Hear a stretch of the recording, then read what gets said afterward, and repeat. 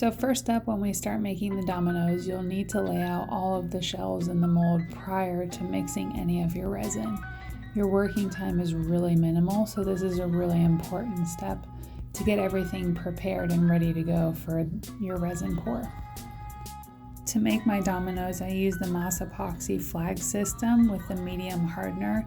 You can purchase it in the smaller bottles, the Annie's Art Studio resin, which you'll see in this video. It's a 2-to-1 mixing ratio, which you'll see me pointing out here. It's really important that you mix your resin thoroughly to make sure that both parts are combined. It usually takes me about 2 minutes to mix mine thoroughly so there's no striations in it. Once you've mixed your resin thoroughly, you then pour it into the mold. You're pouring a half layer here just to get a base to cover the shells and make sure that it has a nice even coverage. You'll see me using a heat gun just to pop any of the bubbles left in the resin. You can also use alcohol spray for this step, which is usually recommended when using molds, just to make sure that they don't become deformed.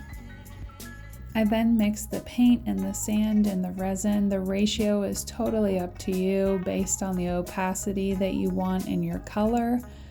I usually like to have a bit of transparency in the color and the sand. That way when they blend together, it makes a really nice beachy look, which you'll see when I demold here. I actually over poured the resin into this mold, which is why I'm struggling a bit to get them out. They're stuck together. So just be mindful when you pour in your resin into the mold that you don't over pour. In saying that, it's a super easy fix if you do. Just heat gun them, and then you can use an X-Acto knife to cut off the extra resin that's stuck on the edges. In the last and final step to complete our domino set, I actually use just white acrylic paint here to fill in the numbers and the middle parts. The tools I'm using to fill in the dots and the middle line are actually nail art tools that I found on Amazon. I'll link all the products that I've used in today's video in the description, so make sure to check out the links if you want to make some of your own domino sets.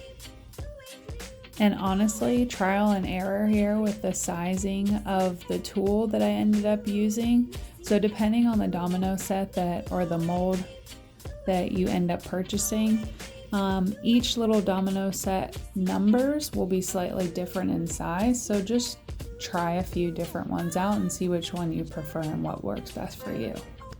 I found even using the smallest tool that I had, I still had extra paint come off the sides of the middle line.